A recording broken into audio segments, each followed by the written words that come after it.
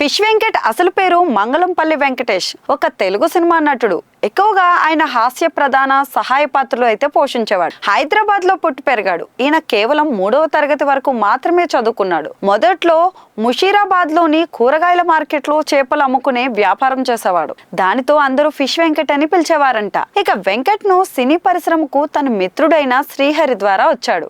దర్శకుడు వివి వినాయక్ ఇతన్ని తెలుగు చిత్రసీమకు పరిచయం చేశాడు. వెంకట్ వివి వినాయక్ ని సినీ పరిశ్రమలో తన గురువుగా భావిస్తాడు. ఇతడు ఎక్కువగా తెలంగాణ మాండలిక మాట్లాడే హాస్య దుష్ట పాత్రలు పోషించాడు. ఆది సినిమా ద్వారా ప్రజాదరణ పొందిన వెంకట్ సుమారు 90 సినిమాల్లో నటించాడు. ఇతనికి 3 కొడుకులు 1 కూతురు ఉన్నారు. పెద్దబాబు యాదేశ్ వీడు తేడా, ప్రేమ ఒక మైకం, డి ఫర్ దోపిడీ చిత్రాల్లో ప్రతినాయకుడి పాత్రలు అయితే చేశారు. ఇక కిడ్నీ సంబంధిత వ్యాధితో గత కొంతకాలంగా బాధపడుతున్న ఆయన శుక్రవారం రాత్రి తుది శ్వాస విడిచారు. నగరంలోని ఒక ప్రైవేటు ఆసుపత్రిలో చికిత్స పొందుతూ ప్రాణాలు కోల్పోయారు. 2 కిడ్నీలు చెడిపోవడంతో డయాలసిస్ కోసం కుటుంబ సభ్యులు ఆయన్ను కొన్ని రోజుల క్రితం ఆసుపత్రిలో చేర్చారు. 2 కిడ్నీలు మార్పిడి చేయాలని వైద్యులు తెలిపారని ఆయన కుమార్తె ఇటీవల మీడియాకైతే చెప్పారు.